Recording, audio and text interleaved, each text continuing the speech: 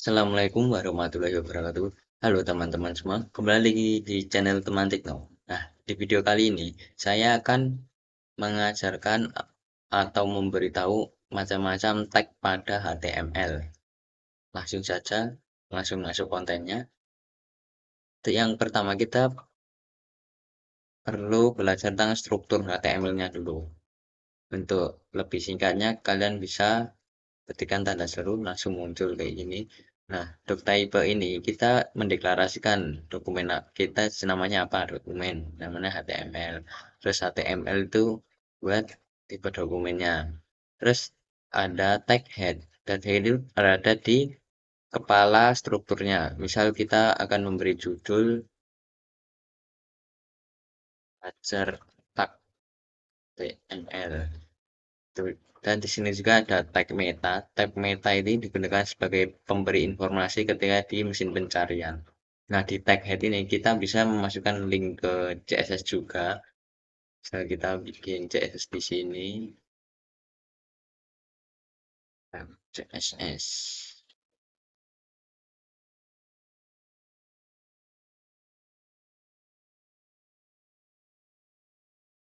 Nah, ini atau link-link yang lain. Untuk yang body itu berisi pada yang ditampilkan di ke website nanti. Nah, di body ini biasanya ada beberapa elemen seperti header, terus di bawahnya biasanya ada footer, terus ada main. Di dalam main ini biasanya header ini digunakan untuk memberi informasi seperti navbar, lalu seperti yang di atas-atas kayak gini. Biasanya di dalam main, biasanya dalam konten aslinya. Misalnya dikasih, biasanya ada section.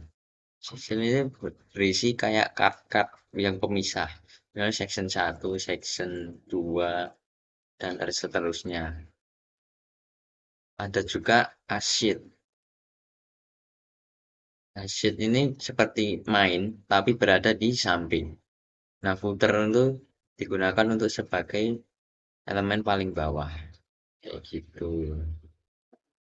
Nah, kita langsung ke elemen intinya. Nah, di dalam body ini biasanya ada tag H atau heading. Tag heading ini ada 6 macam, heading 1 sampai 6. Kita coba ketikkan heading 1, hello world misalnya. 1, 2, 3, 4, 5, 6. Nah, misal headingnya itu kita ganti-ganti 2, 3, 4, 5, 6. Nah, pada heading ini untuk angka terkecil itu akan menjadi heading paling besar. Ya, jadi heading paling besar. Untuk yang sampai yang 6, semakin besar angkanya itu headingnya akan semakin kecil. Kita coba tes ke web browsernya. Kita running programnya. Nah, ini H1, tag H1, H2, H3, H4, H5, H6. Nah, seperti yang kalian lihat, title yang belajar tag HTML ini akan muncul pada bagian atas tag HTML. Kan kita udah masukin tag CSS nih. Kita misal kita mau warnain H1-nya bikin efek brown solid red. Nah, misal kayak gini. Nah, warnanya akan berubah jadi merah. Kayak gitu. Nah, selanjutnya, pada selanjutnya itu ada list. List itu dibagi dua macam, unordered list atau order list. Nah, kita coba yang unordered. Kita akan unordered atau UL. Dan di dalamnya ada LI. LI ini bisa diketik banyak. Nah, misal list 1, list 2. list 3 kayak gini. Kita coba kembali. Nah, ini 1, list 2, list 3. Ini lanjut yang order list atau OL. Kita isi LI, misal list 1, list 2, list 3. Kita buka lagi. Nah, ini berubah menjadi angka atau order list. Nah, selanjutnya ada tag yang bernama tag untuk memunculkan gambar dengan mengetikkan img. Nah, src-nya ini kita bisa ngambil ke file lokal atau ke browser. Kita coba memakai yang ngambil di browser. Kita cari gambar.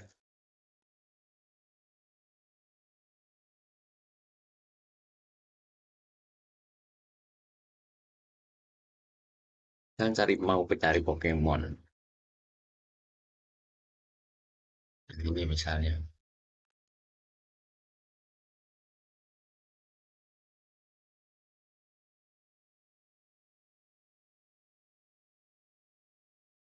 Taruh sini. Waduh, panjang banget.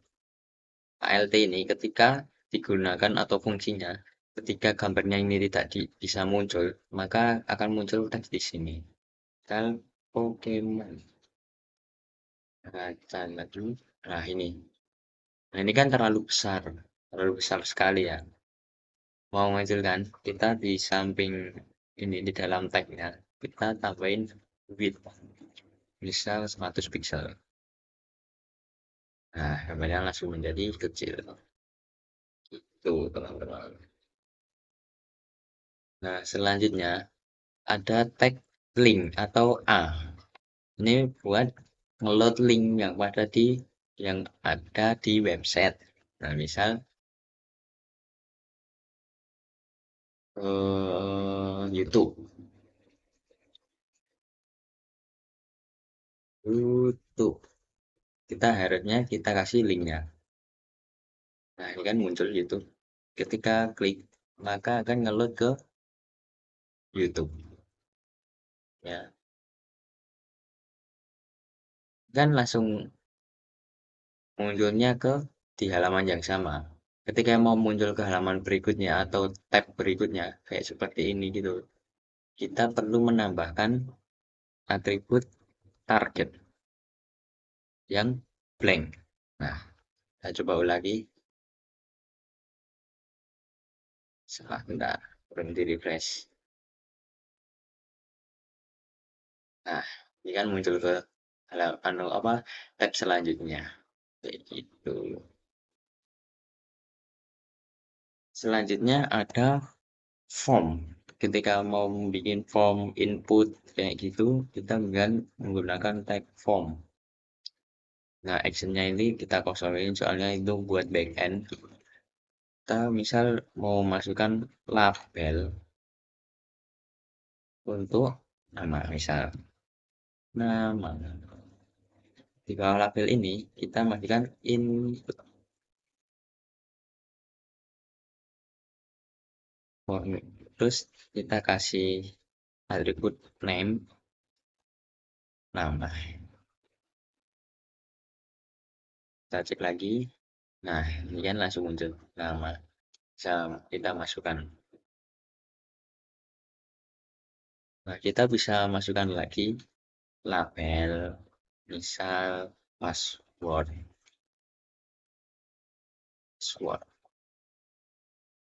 Nah, input type-nya ini kita bisa mengganti dengan password. Name-nya diganti password. Ini hapus saja. Nah, ketika yang password ini, ketika mengubah password akan menjadi otomatis menjadi titik-titik. Ya, kalau type-nya ini kita ubah menjadi teks. Nah, munculnya teks biasa. Kalau kita ganti ke password, kan otomatis menjadi titik-titik terhidden. Terus input itu ada lagi, misal kita kasih label lagi deh, for radio, misal jenis jenis kelamin, ya gitu ya. Kasih input, kita saja name-nya kita kasih radio. Nah, type-nya ini kita ganti radio.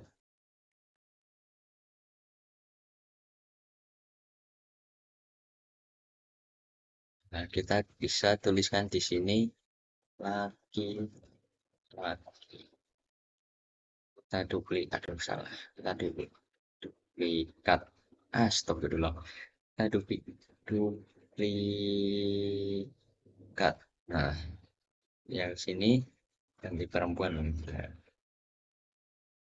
Perempuan. Nah, ini kan jenis kelamin. Lagi-lagi perempuan. Kayak gitu. Nah, ada satu tag lagi untuk merapikan ini. Ini kan masih sejajar gitu kan. Nah, kita habis di input ini kita kasih BR. BR itu atau break namanya. Ini agar tidak sejajar, biar ke bawah. Saya tidak ada maksudnya ini kasih BR. Nah, gitu. Selain BR itu ada tag HR. HR itu digunakan untuk mengasih garis.